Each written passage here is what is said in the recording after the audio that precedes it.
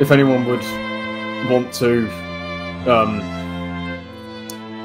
if anyone has anything to say about William, come forward before I do my piece. Suppose this comes from the heart.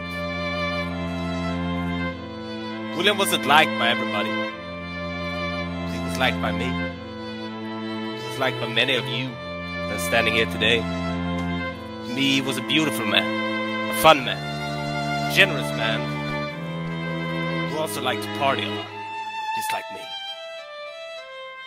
We had a few good times in Saint Denis. I'll never forget it. Edmund, you know I love your family. I love your brother. Even in death, you will always have my respect. I appreciate you, Frank. A lot. My father...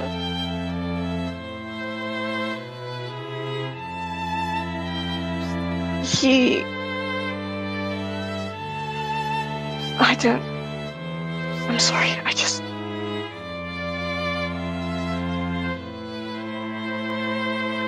He was the most well-liked man. He certainly had a way about him, for better or for worse, but he had a talent. He kept the family unified. He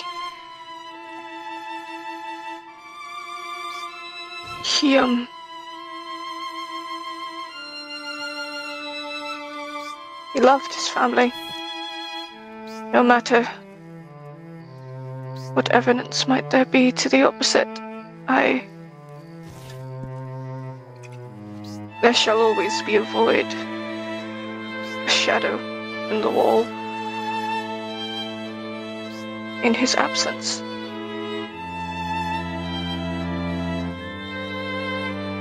I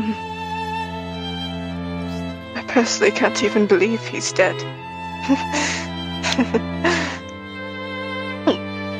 But he is.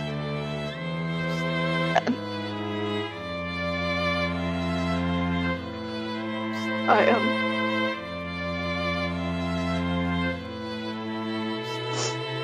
he will be missed.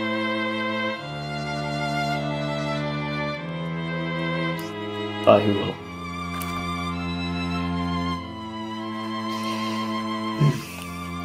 Before I properly continue, I will note that I've got a letter from William which I found in his bedside drawer, labelled to be read at my funeral. Before I do go ahead and read that, I will say that William, though he was a very punctual man, he kept it all together. He spoke his mind. He was somebody who some would deem annoying in a sense. I would deem as a man who did what he pleased, let life be his, not be controlled by it. He lived his life how he wanted, not how anyone else would say. And I owe him a lot. I owe him my house. I owe him for his support for my children, my niece, my nephew, my own life. Yes, he may have done some things that may have been strange, but it was all part of his plan to keep us all unified and together, happy. Now I appreciate all of you from attending. I will read what I believe to be William's last piece of literature or writing.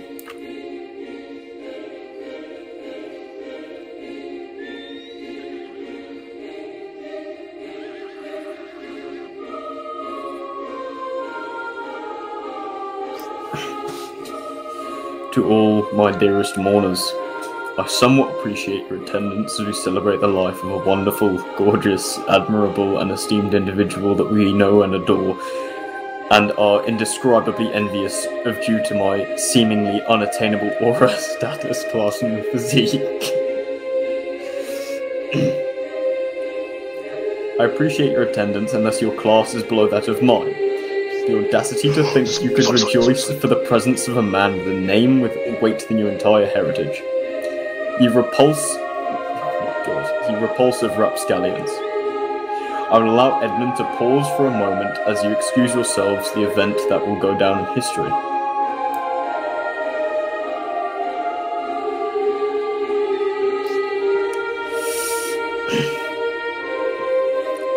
I was the king of the chessboard.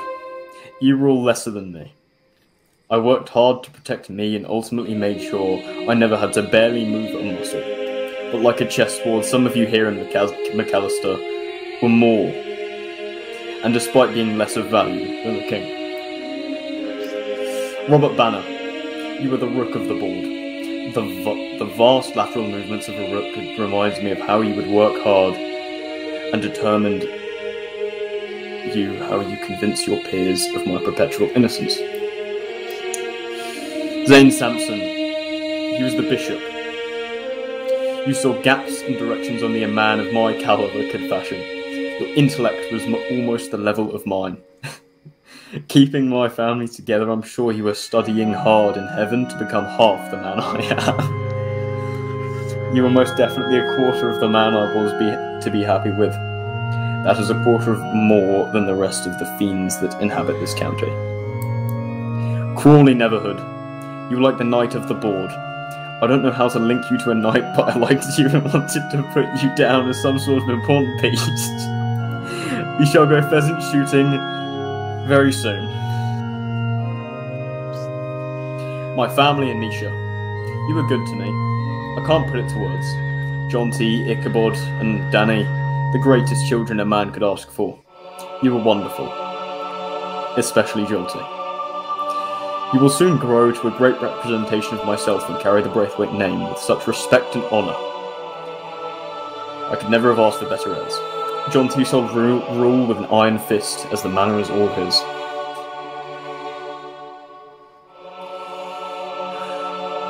Oh, Squigglety Digglety, I also have a daughter, you were okay at times. Edmund, I liked you. As a brother we were bound to. Your children had no decorum, respect for class. Fucking hated those pricks. I always live on people. I do not mourn that I'm gone. As I close my speech, I'd like to return to the chess analogy. The next peace metaphor is aimed at every DOJ, law and marshal present at this gathering. You're all pawns. I apologise I had to hide the following from you and family. I am alive. Kicking well. I staged my death to my family after locking a servant somewhere similar in appearance in the barn, and through dynamite, I brought from Reginald Kinsella's shop. Guarma is under British rule as Order of Her Majesty, but no casualties have felt by the dominant and redcoat force. As law and marshals foolishly gather here, hat in hand, long arms nowhere to be seen, the Great British Army has landed their clear path being created to the Royal Great British Embassy of Cumberbatch by the appointment of Her Highness and Majesty and Queen Victoria, what was previously known as Fort Wallace. Maximilian and DOJ came to the embassy, but be wise. Bring documents to sign over the entirety of McAllister and embassy. We promise we won't slaughter every living and breathing soul in your petty little county. We want this within the hour of this by 4:30 today. The alternative is the invasion, which I'll launch in your defence. You will die a gruesome death, and those who dare stand up against the wonderful British Empire shall join them and perish as they deserve. You and your people were pawns and catalysts to this plan. Troops occupy the embassy. Bring what petite forces you can muster. It's going to be a fucking joke. I'm sure you will be conversing soon. When you accuse a man of heinous acts and treason, back him into a corner and leave him with no choice. You speak that into truth. I hope this message found you well. Signed, Sir William Braithwaite. There's no fucking way! What the fuck? Alright, devil's advocate. Do we know where his body is? He did it! Uncle, what the fuck? What is it? What? Where the... You saw his body? From what I gathered from that, they're in Fort Wallace and they're planning to invade from Valentine. What's that, Major General? Fort Wallace is should we march over to Fort Wallace at some point? In about half an hour, we set off and we march. Are we expecting anyone else, sir? Let me review this Yes, battle yes, plan. Ah, yes, Fort Wallace. Very good. No, that is not Fort Wallace anymore. That is the Royal Embassy of Cumberbatch, appointed by Her Highness the Majesty Queen Victoria. Ah, I see. I mustn't have read the small print. I see. Excellent, excellent. Yes, that is the new temporary embassy before we take McAllister as the entire embassy. Major General, when do we move out? I'm ready. The men are ready to go. Right, well, I think we need to do a bit of training first, a bit of the battle plan. It is your call. You say what the plan of battle is. I see. Well, I believe we'll do a couple of drills, gentlemen, just get ourselves into motion on the beaches of Guam. Then we'll be moving into the main battlefield. We'll be taking the ferry over. We'll then do we have transport? Has that been arranged? Yes, Captain, I've managed to secure a wagon. Excellent, Can I excellent. ask, can I interject here? Is the marching band capable of playing on the back of the wagon? I don't see it. I'm sure our boys might get arranged, absolutely. Yeah. Wonderful. Yes, very good. Alright, back on duty, brother. Alright, okay, so we'll be taking the wagon over to this here circled new embassy. We shall storm it, seize it, and await a counterattack, gentlemen. Aha! Fire! Reload! Reload the ammunition. Fire! Reload the ammunition. Reload. Fire! Take aim. The boat is going to be in holding. We ought to reveal our position. Get in line. I was testing your strength. Get in line! Get in line! Take aim. Hold fire. Take aim. Take aim. Fire! Good job, work. Right, gentlemen. We have landed in enemy land. This is all in the name of Queen and country. Every single one of you laying your lives out for a great cause. Get in line, Lieutenant. You're laying your lives out for a great cause today. If we die arm in arm. If we are victorious, we are victorious for the Queen and the Queen only, gentlemen. Repeat after me, repeat after free. For Queen and country. 1, 2, 3. Oh, Queen and country! Huzzah! We charge to the wagon! Alright, because I don't know what way directions next. Queen and country! For the Queen and country! To the embassy, make yourself known. This is the British embassy. Attack! You bloody imbecile! Come here, you bloody motherfucker! Hey! Got you now, you son of a bitch!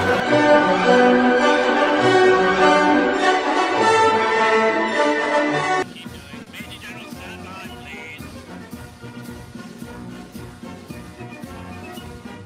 Stand guard, stand guard.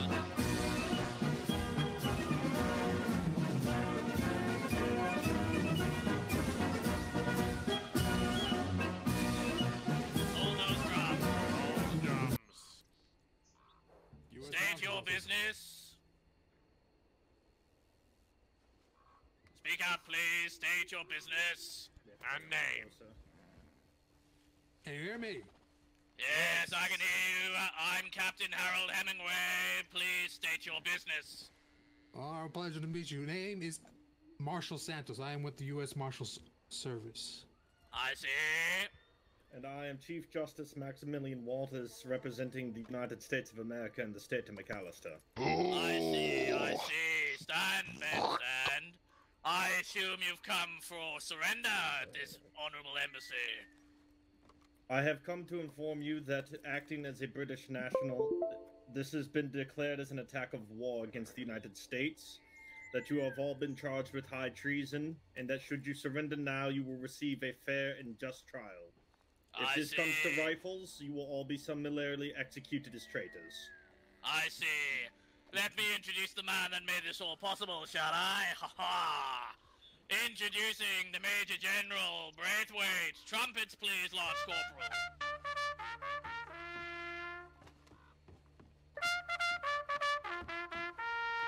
Maximilian, I'd love to welcome you to the Royal British Embassy of Cumberbatch by appointment of Her Highness the Majesty and esteemed Queen Victoria.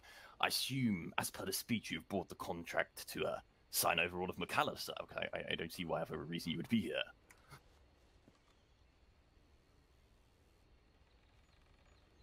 Maximilian? What is that? Sorry, you left it speechless at the sight of the wonderful British redcoats. No. Yes. Frankly, I am left speechless that you would allow it to go this far. Your daughter is a member of the state of McAllister who owns business here, who has friends and family here, and you are frankly depriving your family of these things, should you go through with this act. Depriving my family? I've already told Octavia she will have Valentine once I've took over McAllister, but the right republic of Britain, no, it's just the right Republic of Britain. So many as you people know, are injured and starving. We are not thieves and scoundrels as are you. We will let you keep New Austin out of the graciousness of my heart. Fucking search it up. Queen Victoria died in like 1902. We have a deal. Should we shake on it? No, we do not have a deal.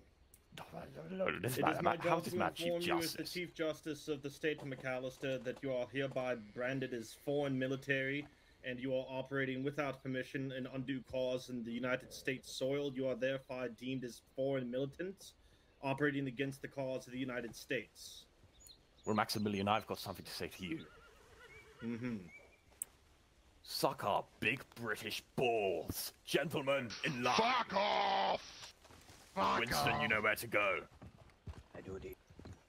Stand to, men. Hold, hold. Come on, boys, this is it! The final station! Winston, have orders. Come over here. Well, it's time to men. Homicide, we may die very quickly if we do. Yes, you may take up arms. Stand by on my order.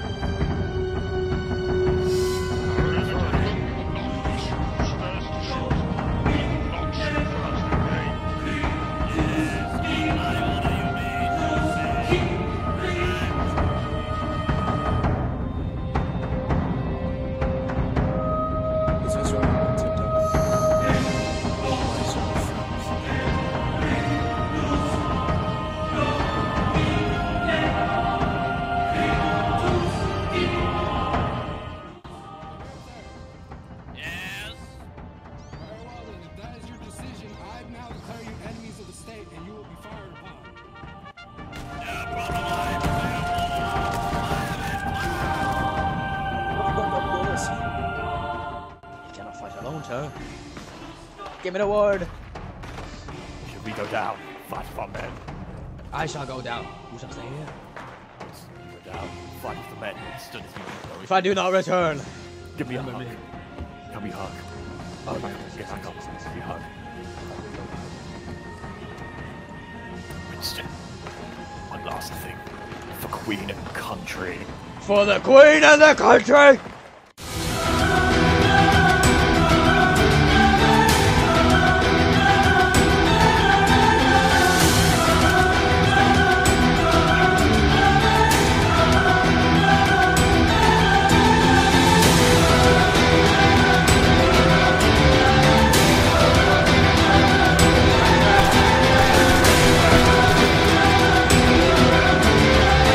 Yeah, get the fuck out, Yankee!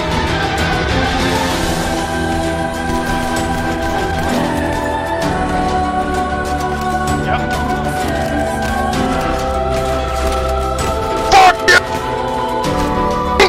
Fuck me to glory! Fucking redcoat scum!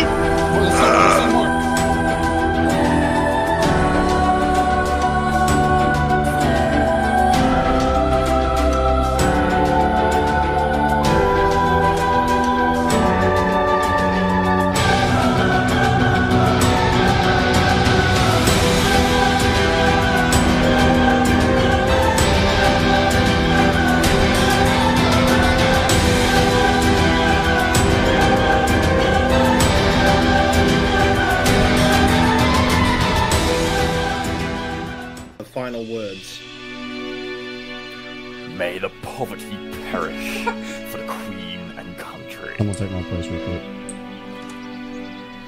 I'll take your place. Are you sure you wish those to be your last words? Did I stutter?